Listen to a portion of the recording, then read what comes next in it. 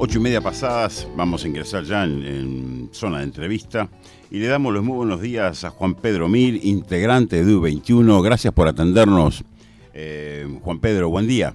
Hola, buenos días, buen día, Nano. Bueno, estamos acá con Cecilia y con Mariano tratando de un poco de entender, es un poco lo que, por eso le pusimos el nombre a este programa, ¿no? Tratando de comprender. Y yo pensaba en la entrevista que tuviste con el presidente, que tuvieron con el presidente de la República, lo que surgió después, y me quedé pensando un poco en las iniciativas que hubo sobre la seguridad social. Acá estuvimos con Saldain cuando recién arrancó la noticia. La presentación de los números carcelarios que hizo ayer el comisionado, que se ha cansado de decir que debe haber políticas de Estado. Es necesario encontrar puntos de encuentro multipartidario para estos temas que parecen ser los grandes temas del país y donde lo que no hay es encuentro político. Sí, cuesta entender porque creo que hay una cultura política nacional, que hay muchos elementos que son muy buenos, ¿no? Pero a la hora de concretar en lineamientos estratégicos, en planes país, en temas como lo que tú mencionaste recién, y podemos agregar seguridad, política de infancia. Además, Es sí. difícil que las fuerzas políticas, sabiendo cómo puede haber marcos de acuerdo interesantes, se concreten ellos. Y bueno, en la educación pasa más o menos lo mismo. Bueno, la idea que ustedes tuvieron fue en alguna medida mostrar otra vez la posibilidad de que en este aspecto Y que parece ser... ahí va, la posibilidad y la necesidad, los dos elementos. Uh-huh. Nosotros creemos que es posible que el Uruguay encuentre acuerdos interpartidarios, es posible porque hay buenas, interesantes bases en común, interesantes posibilidades en común para llevar adelante las propuestas. No partimos de cero, Uruguay no empieza de cero en ningún área, menos en educación, que tiene una tradición hasta centenaria en el tema, Sí. pero para eso se necesitan acuerdos políticos medianamente estables que lo apoyen y que lo sostengan, tanto desde el punto de vista del discurso hacia afuera, como dedicando los cuadros de trabajo hacia adentro, como nada más ni nada menos que también las asignaciones presupuestales correspondientes, ¿no? ¿Y cómo Son sigue parte de esto, los desafíos. Juan Pedro? Esta visibilidad que tuvo el encuentro de ustedes con el presidente, este inicio de, bueno, estaríamos de acuerdo en arrancar. ¿Cómo siguen las rondas ahora? ¿Cómo Mira, perfila nosotros hemos Edu21 enviado el proceso? Nosotros hemos enviado las cartas de solicitudes de entrevista a todos los partidos políticos, a las secretarías. Estamos trabajando para tener encuentros en la semana que viene y las próximas, y veremos en qué medida también tenemos retorno por parte de la Secretaría de los partidos políticos, que no dudo que va a ser así, porque siempre hemos tenido buen vínculo con todos ellos. Y lo interesante es tratar de poner en la agenda algunos de esos temas. Yo creo que va a seguir en la medida que nosotros, en situaciones como esta, cuando estamos teniendo ahora, insistiendo en el tema educativo, que no quede entre paréntesis, sino que se insista, y que los actores políticos se animen a dar señales. Ítems claros va a ser la rendición de cuentas. Ahí se va a ver cuál es la situación, así como el año pasado hubo una rendición de cuentas que dedicó a la primera infancia el grueso de los incrementos. Nosotros creemos que en la situación actual, después de 2 años de pandemia, después de procesos de crecimiento de la pobreza importantes en niños y jóvenes, hay temas que nosotros ponemos ahí que son necesarios de desarrollar, por ejemplo, la extensión del tiempo pedagógico en primaria y secundaria, ¿no? Donde hay enormes listas de espera de niños para ingresar a las escuelas de tiempo pedagógico extendido. Es bastante usual ver en las escuelas de tiempo pedagógico extendido, ver colas desde las 2 de la mañana para anotar a los niños en marzo o en febrero. Es una necesidad imperiosa para la sociedad, es una necesidad para los jóvenes. Entonces esa expansión de modelos, que también puede ser la articulación con modelos de la sociedad civil, ¿no?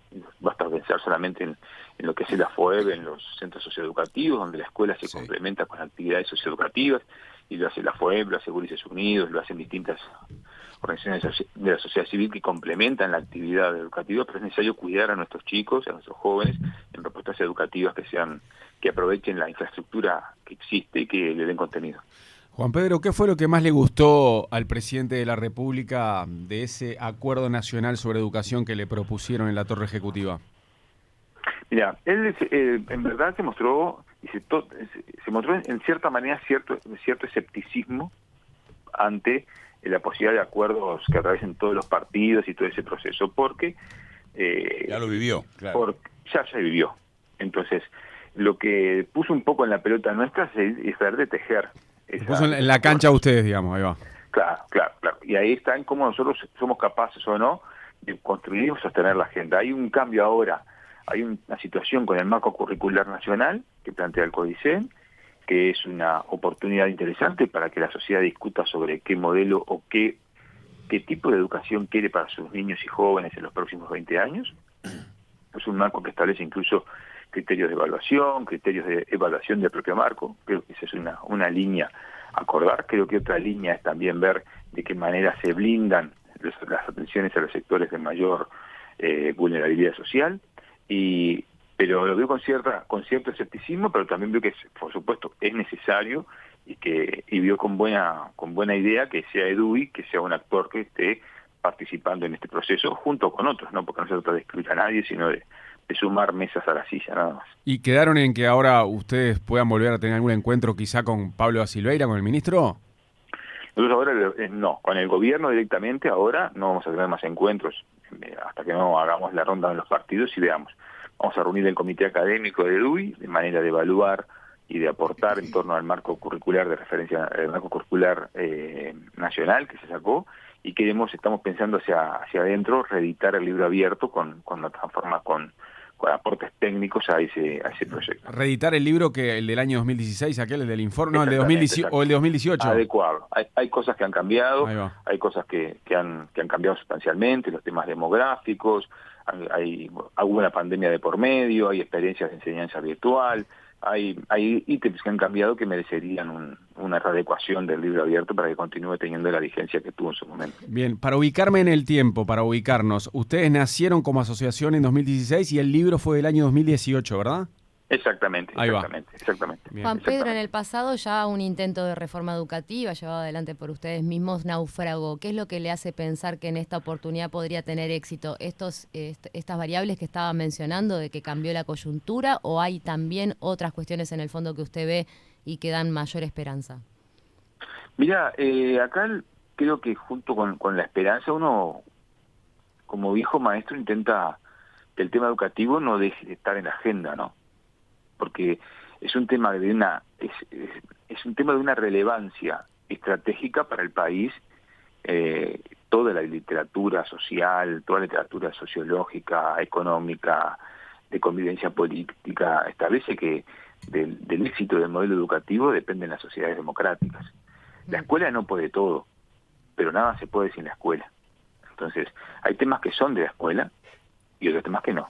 Por supuesto, si vos tenés crecimiento de las cárceles, tenés crecimiento de la violencia familiar, tenés crecimiento, situaciones de exclusión social, eso no es responsabilidad de la educación. No, eso no lo puede resolver la educación. Pero si nosotros imaginamos a 20 años un país que agregue cadenas de valor a sus producciones, que tenga crecimiento democrático, que tenga credibilidad en las instituciones, donde haya participación ciudadana de los actores, eso se aprende en la escuela. Se aprende en la escuela, se aprende en el liceo, en la escuela técnica, donde haya desarrollo deportivo, donde haya desarrollo de habilidades nutricionales, que se coordinen y articulen educación y servicios de salud, se hacen desde las instituciones educativas. Entonces, nosotros queremos esa gotita que dice, bueno, no se olviden que cualquier transformación necesita de acuerdos nacionales sobre educación. Claro, yo me pongo en sus zapatos y recuerdo verlo muy decepcionado en el pasado. ¿De dónde saca, por eso le pregunto, de dónde saca la fuerza o de qué factores se agarra para pensar que esta vez sí puede ser posible? Y capaz que uno bajó el nivel de expectativas, es más realista y trata de entender que esto siempre es una tarea permanente. No va a venir la reforma salvadora que va mucho menos desde una oficina a generar las transformaciones educativas. No va a venir el Salvador, la Salvadora, no va a venir. No hay más nuevos Varelas. No hay Varelas, porque además, claro, no hay más Varelas. Que además Varela es el símbolo de todo un proceso, ¿no? La genialidad de Varela fue símbolo de todo un proceso. Hoy quizá el desafío de política, de economía política del cambio es qué alianzas se construyen para promover el cambio. Entonces, aquí hay indicadores que pueden ser interesantes, como puede ser el marco curricular nacional. Hay que ver también que Uruguay le fue muy bien en la pandemia y hay políticas de Estado de largo aliento que nosotros reivindicamos y sostenemos, el Plan Ceibal, la expansión de educación inicial, la UTEC, el desarrollo de la Universidad del Interior de la República, la fuerte inversión que se hizo en los años anteriores en el crecimiento salarial de los maestros y profesores. Yo creo que el Uruguay, no, lejos de partir de cero, parte de un lugar muy interesante. Se precisan cambios estructurales y se precisa también articulación y presupuesto para que esos cambios se den, entre otras cosas para que las escuelas puedan tener, escuelas, liceos, escuelas técnicas, puedan tener más profesores afincados en su centro, no tengan que correr de un lugar a otro, tengan estabilidad en los cargos, se presenten otras formas de supervisión.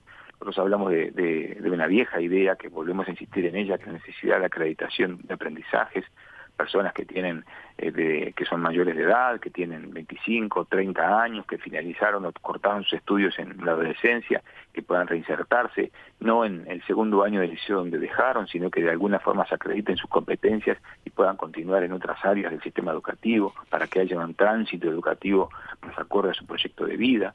O sea, una persona que tiene 33 años, que tiene 12 años de trabajo en el área de administración, es necesario que vuelva a segundo año de liceo para hacer las tareas que tuvo que suspender las tareas, o es capaz que podemos acreditarlo parte de su conocimiento de habilidades sociales, de habilidades en el manejo de las herramientas informáticas, y que su trayectoria para finalizar el ciclo secundario y después continuar estudiando no sea en segundo, sino que sea en otro grado. Ese es un desafío muy interesante de articulación entre educación formal y no formal, que puede estar y debería estar arriba de la agenda, de la mano de articulación entre el MEC y la ANEP.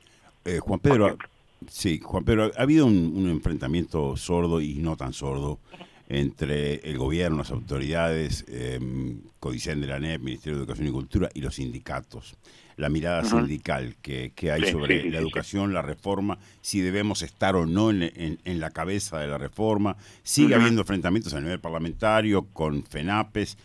Hay un tiroteo interesante. Ahí va a haber que meter lana y aguja para tejer. ¿Cómo ves esa batalla? En nuestro país, yo creo que en toda América Latina, ¿no? Salvo en situaciones, por ejemplo, que yo ahora pueda recordar, salvo la situación de México, los sindicatos mexicanos forman parte de una ala hasta casi mafiosa del PRI, entonces hay una alianza mafiosa entre el poder del PRI y el Partido del Estado mexicano y los sindicatos de maestros.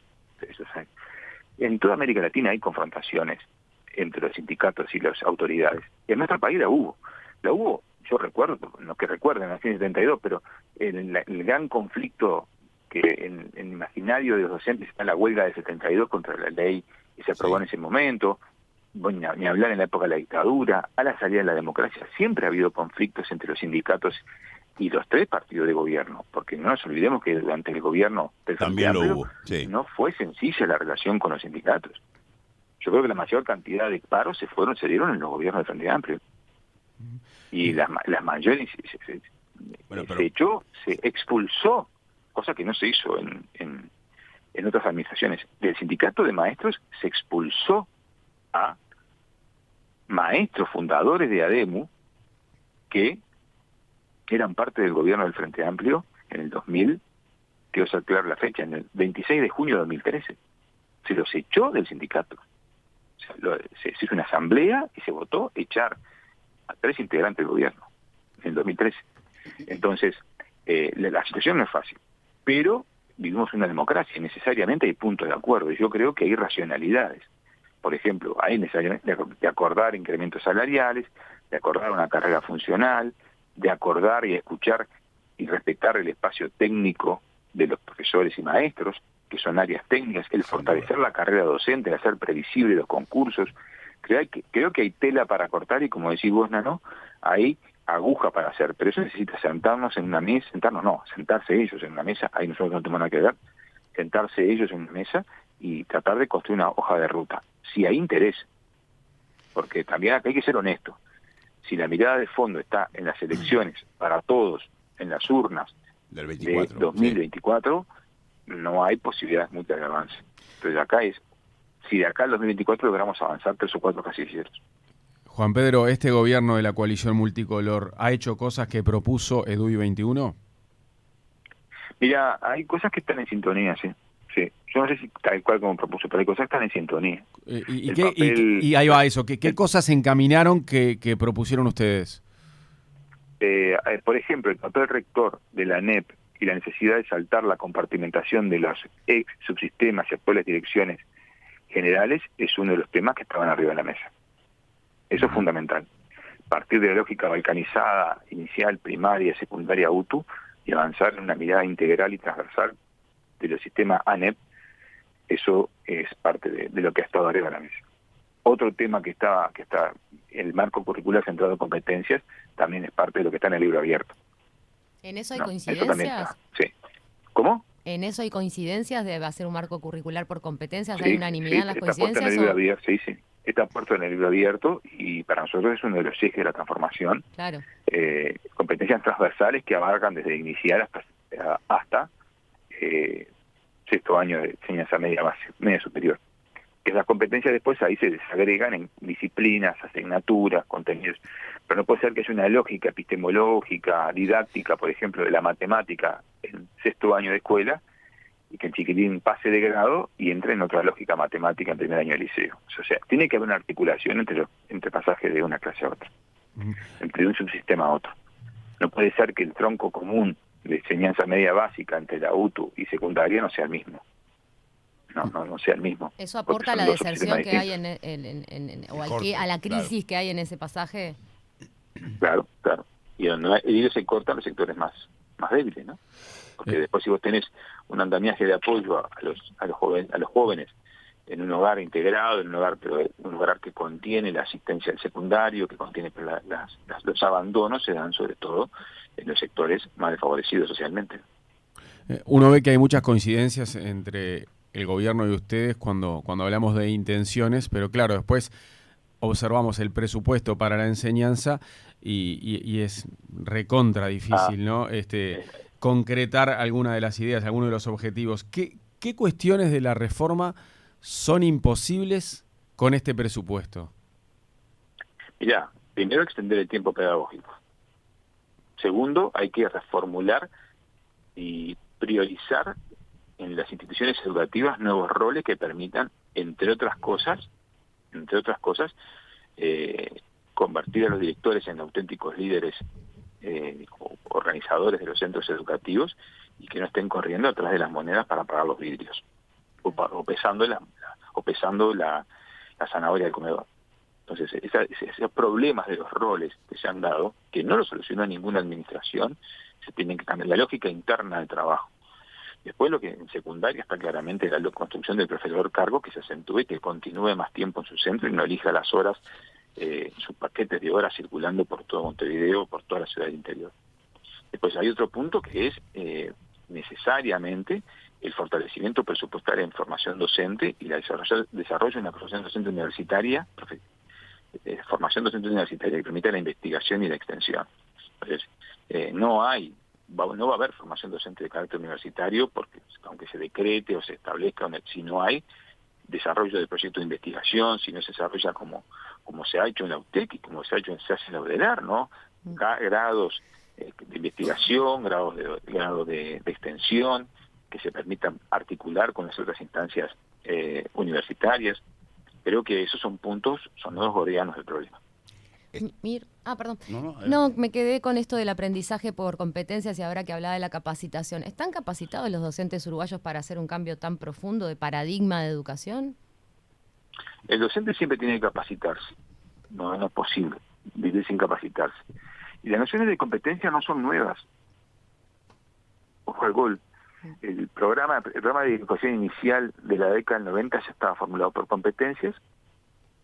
La red global de aprendizajes que se desarrolló en el marco del Plan Ceibal a partir del 2008 se desarrolló por competencias. Las 6C que le llamaban ellos, que tomaron de Michael Fullan. Después las propuestas de FPB tienen fuerte peso en competencias. Por lo tanto, no es un término nuevo en Uruguay el tema competencias. Lo que sí el desafío es salir de una centralidad del contenido centrado en la disciplina, que es lo que yo tengo que enseñar, al desafío de trabajar en un aprendizaje donde integre las distintas disciplinas para resolver problemas complejos. Ese es el punto. Todos queremos que nuestros muchachos salgan de secundaria y puedan, por ejemplo, analizar los algoritmos del mundo que hoy van a formar parte de su mundo no futuro, presente. que puedan construir la parte del modelo, que lo estoy estudiando profundamente para el modelo curricular, cuando plantea, por ejemplo, el desarrollo del pensamiento computacional. Si Uruguay logra la profundización en programación, pensamiento computacional, segundas lenguas, se pondría en la vanguardia realmente. De América Latina ni hablar, pero se pondría entre los primeros lugares del mundo de procesar el nuevo modelo de enseñanza que implica, entre otras cosas, la articulación con la inteligencia artificial y la articulación con el mundo digital. Y ya no queda a una actividad optativa de un centro o de un docente. Forma parte del objetivo de un sistema. Yo noto algo tan revolucionario como cuando José Pedro Varela trajo lo que llamó las lecciones sobre objetos, que era la esencia del positivismo aterrizado en la reforma educativa vareliana, que tuvo que enfrentarse a la visión escolástica hegemónica de una educación manejada por la Iglesia. Sí. Y generó resistencias y Varela desarrolló ese modelo de lecciones sobre objetos, que era estudiar, sistematizar el contacto con el objeto, medir, calcular, sacar hipótesis. Yo creo que hoy Uruguay da ese salto y me parece muy interesante, muy interesante. Las competencias no van en desmedro del contenido. No es que se deje de enseñar las pirámides egipcias o la Grecia clásica para vaciar de contenidos historia. Pero el docente tiene que aprender una nueva manera de enseñar o acompañar ese acto es el proceso de aprendizaje. Sí, es uno de los grandes desafíos. Claro, es un paradigma. Pero para eso somos docentes. Sí. Es como si me dijeran, viene una nueva técnica, una nueva forma para salvar vidas en una mesa de operaciones, entonces, no, yo no la aplico porque no la estudié. No, claro. ¿No? Cambia el Código Civil, el Código de Proceso Penal, y los abogados dicen, no, yo fui formado en el viejo Código de Proceso Penal, no lo puedo hacer porque no. Bueno, Hay pero una en el ámbito de la educación ética. reconozcamos que sucede. Los docentes se ponen a veces muy a contrapelo de este tipo de cambio fundamental. Y sí, puede ser, pero también los docentes nos ponemos muchas veces a la ofensiva. Y en Uruguay, las mejoras, las más grandes experiencias se dieron de la mano de impulso de docentes. Sí, sin el docente no hay reforma educativa posible. En eso creo que todos coincidimos. Es un buen eslogan, sin duda. Permitime, no tengo ninguna intención de pelearme con tu esperanza y con tu... ¿Con quién? Con tu esperanza y con tu fe, que la noto... Conmigo puedes pelear, pero no nada. La pregunta que me surge es si estamos en el correcto timing para lo que es este Uruguay tan politizado, entrando ya en el tercer año, terminado el referéndum, con trincheras notoriamente cargadas de pólvora entre unos y otros, si tú crees que es el momento, y si crees que es el momento, ¿por qué? Mira, yo creo que siempre es el momento de plantear estos debates, y si no es ahora, ¿cuándo? ¿No? Porque hasta hace unos meses estábamos en plena discusión por el referéndum, donde las discusiones sobre educación eran sobre gobernanza exclusivamente, y se llenaron de un montón de situaciones que entorpecían el debate. Y ahí nosotros como EDUI tampoco podíamos salir porque nosotros somos una asociación civil que tiene distintas visiones, y no íbamos a opinar a favor ni en contra de una de las posturas en torno a la LUC, ¿no? Entonces no correspondía. Entonces, una vez terminado el proceso de la LUC, tuvimos que salir y quisimos salir a la discusión social sobre el tema. Yo creo que eso fue, quizá no sea el mejor timing, pero ¿cuándo sería? ¿El comienzo del periodo? ¿Más cerca de las elecciones? Puede ser. Nosotros apostamos a dejar algunas semillas puestas arriba de la mesa, y creo que ya el hecho que esto se vuelva a discutir y que la sociedad la sociedad o los medios nos colaboren con nosotros en eso después y se formen y abonen la discusión sobre el marco curricular, sobre los procesos educativos, yo ya con eso ya me pongo contento. Y después se logra avanzar 5 casilleros en algunos acuerdos políticos, ya me voy a festejar el Parque Rodó. ¿Te llama la atención que no esté en las prioridades de los uruguayos el tema de la educación? Se entiende, llama la atención, sí, pero se entiende porque hay otras urgencias, se sienten otras urgencias, y porque también de alguna manera u otra hemos creado un sistema donde en amplios sectores el terminar o no los estudios no le cambia su ecuación de vida. Entonces, lo que cambia la ecuación de vida son otras cosas. El desafío entonces es que por un lado, acompañar a los sectores y visualizar el tema educativo, la sensibilización. A la gente le preocupa, lógicamente, la seguridad, la crisis económica, los temas de empleo, son los temas que están ocupando a la gente. Pero también hay un tema que en amplios sectores sociales, terminar o no terminar, por ejemplo, los procesos de estudio, no le cambian su ecuación de ganancia económica. Entonces, ahí se da un problema. Pero creo que es uno de los temas. Y los uruguayos somos muy autocomplacientes. Todavía, así como antes de Tabarez estábamos muy autocomplacientes de la vieja, los ricos éxitos en fútbol, somos muy autocomplacientes de nuestro lugar en la educación, y creo que no nos damos cuenta de las oportunidades que nos estamos perdiendo globalmente como país con la necesidad de mejora educativa. Juan Pedro, te quiero preguntar algo sobre un referente de la enseñanza que supo integrar EDUI 21, Robert Silva. Si comparamos el rol que tiene Silva hoy al frente del Consejo Directivo Central de la ANEP con lo que hizo Wilson Neto en su pasado, ¿vos notás que Silva hoy tiene un fuerte liderazgo en el proceso educativo? Mira, me apretás un poquito y es un lugar incómodo para mí responder una comparación entre Wilson y Robert. La situación de Wilson, no voy a hablar no voy a hablar de la situación de Wilson. Creo que Robert tiene un proceso claro, una clara intención, una clara actividad de liderazgo del proceso, que es condición fundamental para procesar cualquier transformación a ese nivel. ¿Y está más alineado uno de los dos con EDUI 21? Nosotros con Wilson no formó parte de EDUI. Claro. ¿no? Claro. Tenía su agenda. Robert integró la asociación y yo creo que por ese motivo, ¿no? Como Robert integró la asociación, ustedes esperan mucho de Silva también al frente del CODICEN. Que no sé si mucho. Nosotros lo que tenemos es más que no sé si mucho. Lo que sí tenemos líneas para poder conversar y para poder hay más diálogo, aportar de este lado con Robert sin duda. Y aparte, indudablemente que ha tenido una actividad protagónica muy relevante, muy importante en estos años, ¿no? Uh-huh. En medio de una pandemia que nos dio vuelta e hizo que tuviéramos que cambiar los procesos educativos en 2 años. Bueno, ¿no? Eso también lo obligó a tener un perfil más alto. Sí, en parte sí, supongo.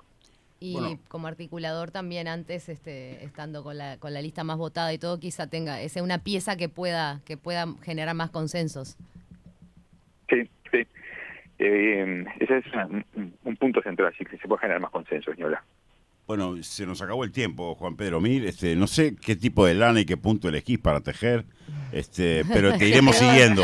Te vamos a ir siguiendo. Nano, antes que lo despidas, que es una pregunta un poco, no se puede responder tan fácil, pero solo un sí o un no. ¿Se está teniendo en cuenta esto de vanguardia a nivel mundial de una educación para el ser, en el sentido de que los alumnos también, o por lo menos que se meta allí en el mar de fondo de esta reforma, que la persona aprenda en el sistema educativo a gestionar sus emociones, o eso todavía no está tenido en cuenta? Es fundamental. Está en el marco curricular, en el desarrollo de las competencias intrapersonales. Bien. Es fundamental. O sea que está en esto de la educación por competencias. Está, y fíjate en el documento cuando habla de competencias intrapersonales, que la persona, trabajar para que la persona sea consciente y tanto desde el punto de vista afectivo como desde el punto de vista metacognitivo, poder reflexionar sobre sus procesos de aprendizaje. Eso es hoy parte de la agenda central, ¿no? ¿Sí? Juan Pedro Mir, un placer charlar con vos. Bueno, un abrazo. Un abrazo grande y a las órdenes. Gracias, buen fin de semana. Chao.